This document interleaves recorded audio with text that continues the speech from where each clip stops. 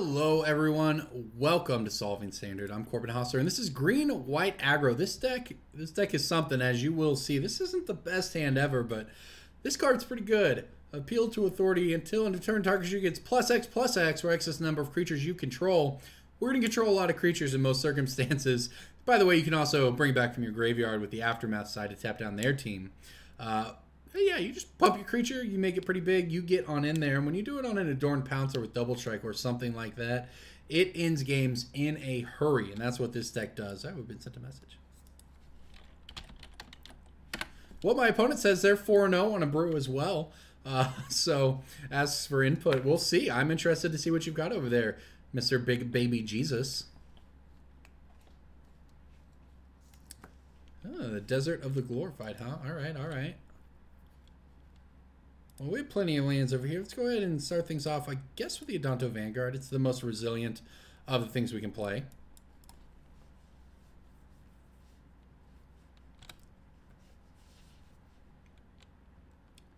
Wonder what... I did play one Desert of the Glorified. I played my first ever PPTQ last week, and I played Green Black Snake. I had one Desert of the Glorified in it. I missed top 8 on Breakers, but it was a lot of fun to play. So, this card's cool. Cool art, too. Right? Well, that's a...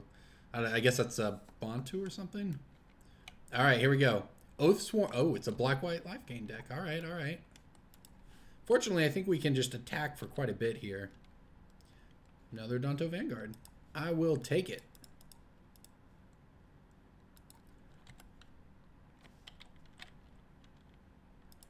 Oathsworn Vampire is an interesting one. You may cast from your graveyard if you gain life this turn. It is a battlefield tap. So it's just a recursive threat out of black for a 2/2. And this, I assume his deck's going to be able to gain a lot of life, so that's okay. Combo City over there. Just sack an artifact or creature, put a 1/1 counter on it, activate it only time you cast a sorcery. Alright, there's probably some sort of combo with this, I would assume. I'll take the 2 here. Another land for us, huh? So we're, these lands aren't ideal.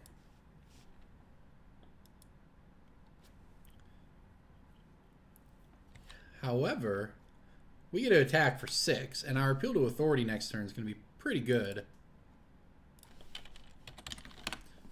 Yep, I am playing green-white tokens. That's our opponent asked in chat.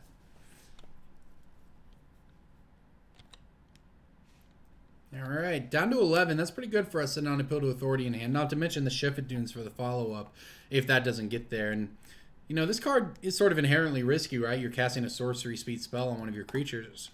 But when one of those creatures is an Adorned Vanguard that you can make indestructible, it makes it a lot safer. Yeah, I happily make this thing indestructible. Chupacabra deals me 4 damage. That's alright.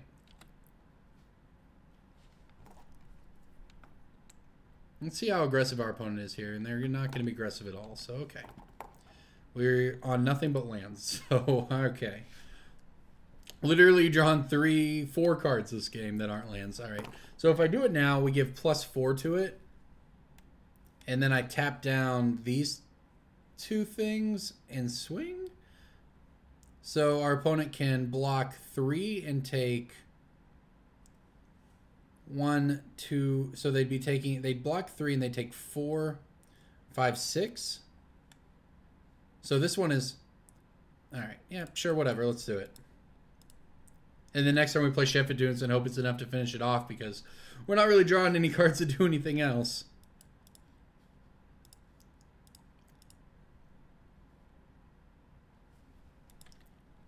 This does make our opponent chump block with this, and I don't know what their plan is with this creature, but I assume it is important because you don't play it if it's not, so... I always forget this gives Vigilance as well. That's just very powerful. Appeal to Authority is a very good card. This forces a chump block from our opponent, so that's what works out well for us here. Oops. Almost F6 through that, we would have lost our creature. I believe I can pay 4 life here. I certainly don't think we're going to die. Alright, our opponent takes 9. Goes to 2, is down a creature, and we have a Shifted Dunes next turn to try to force through the last points of damage here. It means that they need 2 removal spells or 2 blockers here to not die. So they need a Fatal Push. And that still involves them, you know, making some I guess they're not that unfavorable given that we only have 10 life, but... uh-oh. Are we dead? What is that? Oh. Uh-oh. This might still work out. Yeah, Supernatural Stamina, sacrifice Chupacabra. It comes back. I think our opponent should have attacked there first, but they get to put a counter onto the Defiant Salvager here. They get another Chupacabra trigger. Well, it depends where they point the Chupacabra. Apparently I went... Okay, whatever. This doesn't matter, though. See, I think I clicked through it on accident. I would have paid the 4 life there, but it doesn't matter because they still can only block 2 of these creatures, so the Sheffidunes will be enough to get there.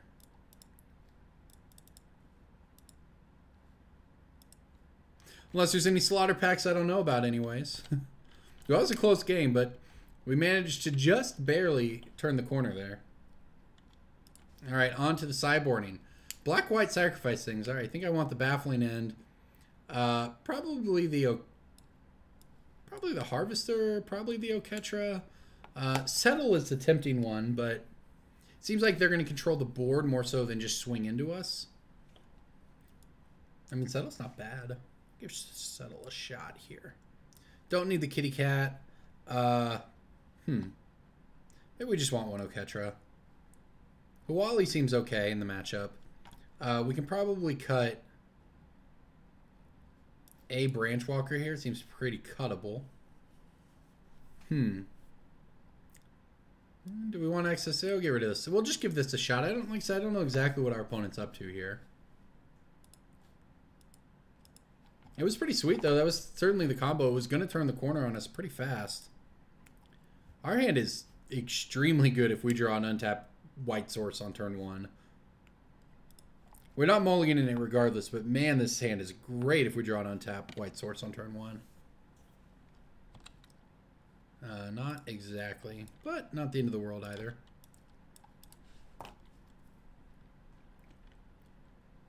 We get to play Danto Vanguard next turn and start the beatdown.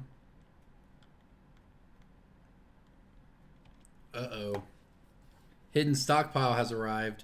That's also... Ooh, okay, good draw for us. So that's also a combo for them. Hidden Stockpile and just things that sacrifice.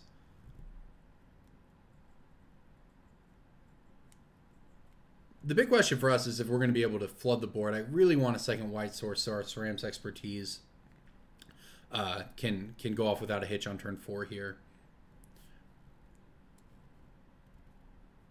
And so it depends what we draw because we're going to have... Well, okay. Rip a Danto Vanguard. Fair enough. That's fine. White source here would have been great. We did not get it. So we have an option. I can play Branchwalker here, and if I draw... Basically, it's the other 3 Scattered Groves are what punish us for playing our land and going Branchwalker into Legion's Landing. But I think it's worth the risk here. Like I said, this line only gets punished by us drawing a tap land off a Branchwalker. And there's only the 3 Scattered Groves in the deck. And there, it's a... Well, I mean, Forest isn't exactly what we wanted because that still doesn't allow us to cast Ceram's Expertise. But I'm not going to complain about drawing a 4th land period. So, I mean, our hand is still pretty reasonable, I would say. We could play Servo Exhibition next turn if we can't play Ceram's Expertise. And we'll have Blossoming Defense up. And that should set the stage for... Ooh, I could go for the double block in my Vanguard back. Not going to, though. That should set the stage to flip Legion's Landing. See what our opponent has here. It's a big turn for... It's a big turn in the course of this game as well. They either put pressure on us or we get to... develop our board further, and looks like we did develop our board further. Not exactly threatening cards over there. Yeah, it looks like they hit the land off the Dusk Zealot. Now they get to pick up with something with Aviary Mechanic. Revolt enabled. Yeah, here come the tokens. Branchwalker for us. Okay, well, may as well lead on Branchwalker here. No reason not to.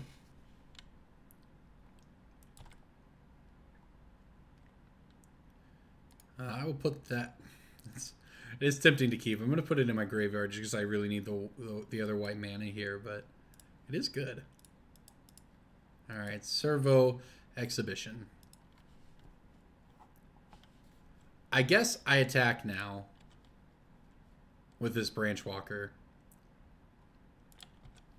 Because this thing, now they have the servo to sack the hidden stockpile, so you just have to pressure as much as possible. Because it's important to remember this only triggers on their instep, so they have to sacrifice something to it. Or have the other aviary mechanic and just... So, aviary mechanic picking up aviary mechanic, picking up Dusk Legion Zealot, on and on the value. But we'll see what they're able to do here. The last turn was pretty good for them in terms of getting the engine going, but it takes some time, and we're inching ever closer. Okay, yeah, that's good for us. If they have to sack the Dusk Legion Zealot to the stockpile, we're inching ever closer to setting up a big appeal to authority.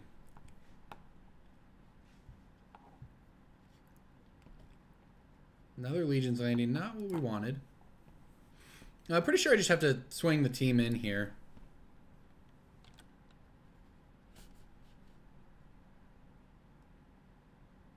It also looks like I'll get an opportunity to use Blossoming Defense here to actually create a favorable trade in combat. And it even looks like a chump attack because our opponent's going to think we just wanted to flip Legion's Landing, which is going to lead them to possibly throwing the Fairgrounds Warden in front of one of our 1/1s, exactly like that, setting the stage for this Blossoming Defense to be very good and take out the Fairgrounds Warden, unless our opponent has...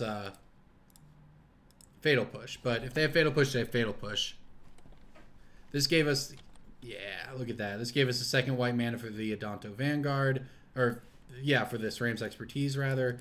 Even gets us back our creature. We go Ram's Expertise into Legion's Landing.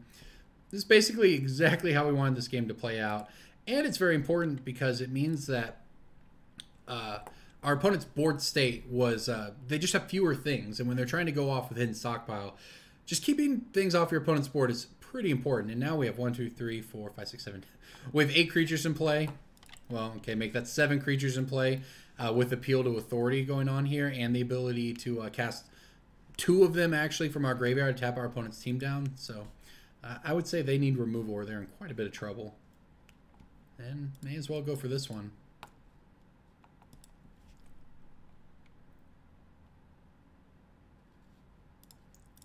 All right, let's give it a shot. Our opponent could easily have removal here, but they also might not, in which case we're in a good spot. Looks like they do have they have a Moment of Craving for it. Fair enough. So the thing is, that's good for our opponent, and we're not just going to kill them. On the other hand, we're still doing something pretty good this turn. Look, we're going to tap down both of their creatures. And yeah, they're not dead, but we're still getting in for... what is this? 1, 2, 3, 4, 5, 6, 7, 8. And put them down to 9. And that's still a powerful turn for us. Regardless of, you know, whether or not that the appeal half of Appeal Authority actually resolved. Now our opponent's at 9. We have another one in our graveyard. And we have 9 power in play. So our opponent is still on the back foot here. And I don't think Bantu's Monument's going to do it. Whenever you cast a creature spell, each opponent loses a life, you gain a life. If they don't have... Okay, well, that was a good one to have. Yeah, they get to cast it for 1. That's very good for them because they were in a lot of trouble otherwise. And in fact, do we have 10? 1, 2, 3, 4, 10. How convenient. Very good at this game. Unlucky them, Oathsworn Vampire coming in to play tapped. In case I've done math wrong, which I haven't. No, we've got exactly lethal here. Our opponent's pretty close to getting their engine going, as you can see. I mean, we were going to play Jade Light to try to reload. But they were very close to getting there. Close game. Their deck is sweet, actually. They wanted feedback on it, and I would say it was pretty good. There you go. All right. Well, thank you for watching, everybody. That's Green White Aggro beating down. That was a fun game, fun match. Bantu's Monument almost got us. That opponent's, their deck was pretty cool, but we got there in the end. Thank you for watching, everybody. This is Solving Standard.